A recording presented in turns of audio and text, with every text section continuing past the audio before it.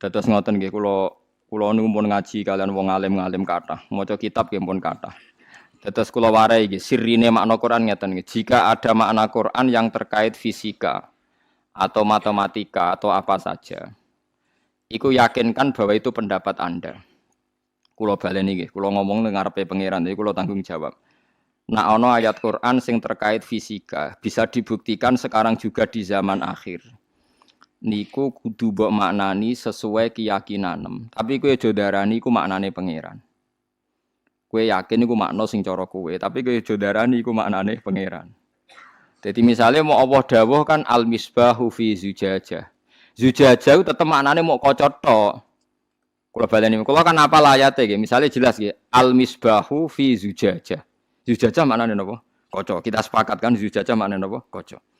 Az-zujajatu ka'annaha kaukabun durriyu yuqadu min syajarah.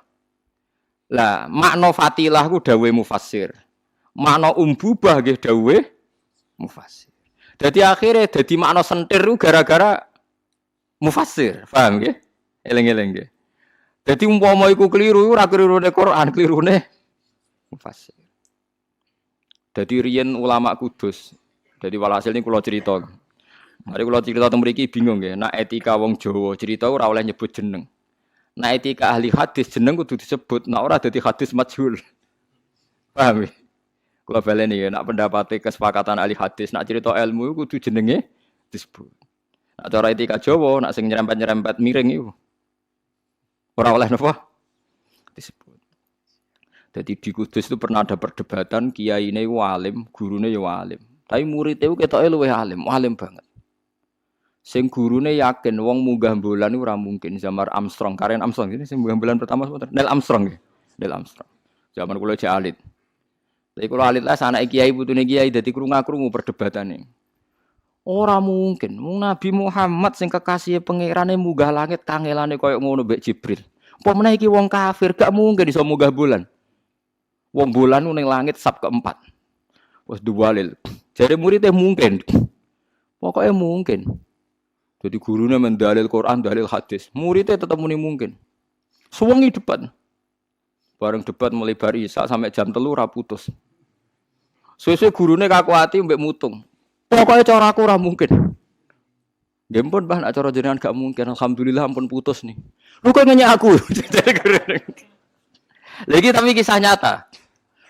Iku mutawatir ning antar kiai. Kowe nanya aku ya. Mboten, Mbah. Pokoke nek cara jenengan ra mungkin pun kula setuju. Nek sementing cara kula tetep mungkin.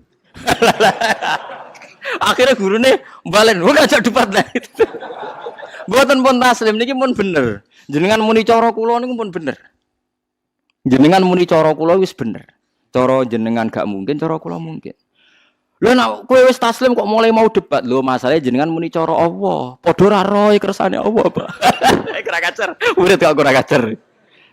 Dekne mau muni ra mungkin menurut Allah, menurut Rasulullah, men dalil Quran, dalil hadis. Lha iku kula sing ra trimo, ora mesti nek cara Allah ngoten, jenengan ya ora ro Allah. Padha ora roe. Lah nek muni jenengan cara kula mboten napa-napa niki. Cara jenengan ra mungkin, cara kula mungkin. Lah dalam hal ini semua ulama sepakat bener muridé. Karena zaman Sayyidina Umar radhiyallahu anhu ketika beliau sering benar. Kalau ulang-ulang ya, zaman Sayyidina Umar Sugeng ketika beliau sering benar, tiap keputusannya itu sampai dikultuskan hadza hukmullah. Ini hukumnya Allah. Akhirnya Sayyidina Umar duka pidato, la taqulu hadza hukmullah wa qulu hadza hukmu Umar. Kamu jangan pernah bilang ini hukumnya Allah, tapi bilang ini keputusan Umar. Karena kalau benar bisa keputusannya Allah, kalau salah biar tetap keputusannya Umar. Betul. Ada beberapa keputusannya Umar yang diyakini salah terus dirubah. Bahkan zaman Umar cek Sugeng. Sing masyhur ge masalah hajariyah, masalah yang miyah ning bab napa faraid. Jadi ning bab faraid itu ngeten, pokoke tak terangno nggih. Tak terangno gambarane. Ning bab faraid itu lucu, pokoke nak sakik, dulur sakik iku asobah, paham nggih. Tapi nak dulur li awaladil malah furud min dawil furud. Suatu saat ana masalah dulur li untuk warisan sakit berhubung asobah. Malah rantuk warisan. Akhirnya si orang tadi nyoal, ya Umar, halla abuna kana hajaron mulkon fil yammi. Atuk bapakku anggap ae mati, watu sing dibuak ning segara. Dadi bapakku ora ana gunane. Terus Umar jangen-angen, iya ya nek bener e. Mergo nak akhun sakik, iku berarti yo tetep duwe akhun lium. Nak akhun lium ora mesti akhun sakik. Saiki bapake dibuak wae. Nak bapake dibuak berarti mau dihitung lium. Walhasil Umar cek sugeng pun menangi. Oh iya, sodakta kata Umar, sodakta. Intinya gini ya, apapun hebatnya ulama, Anda jangan pernah bilang itu hukumnya Allah. Dalam hal istihad loh ya, dalam hal apa? Istihad. Karena bisa salah. Mulane muridnya mau muni. Lah itu zaman Nabi Sugeng ketika Sa'd bin Ubadah jadi pemimpin nggih ngoten. Jika Anda perjanjian sama orang kafir, maka kamu jangan pakai nama Allah. Pakailah atas nama kamu. Karena jika perjanjian ini dilanggar lebih ringan karena hanya atas nama kamu. Tapi kalau atas nama Allah, kalau dilanggar itu berat. Sehingga mulai ketika Nabi ngendikan itu jadi mentalnya Sayyidina Umar sampai jadi mentalnya sakniki. Semua ulama niku kalau masalah istihad jangan pernah bilang itu hadza hukmuwah karena nanti ngatasnamakan apa? Tuhan. Tapi muni ini keputusan saya. Ya kadang kita salah. Di pulau sing nyata nggih min alakin Solo gadah trauma tenan. Khalaqal napa Iqra bismi rabbikal ladzi khalaqal insana min alaq. Kulo gadah pengalaman ketika jadi tim tafsir. Ini nyata pengalaman saya. Pak Quraisy Shihab itu min alakin itu ditafsiri zigot. Zigot itu semacam jenis pokoknya wong Arab itu macamnya kholaya. Jadi mani, sperma itu ada sekian ribu zigot. Nah itu yang berhasil naik ke dinding rahim itu dianggap zigot yang sukses. Terus ini nanti janin. Jadi embriologi yang jadi apa? Janin. Yang enggak berhasil naik di dinding rahim nanti hilang. Nah,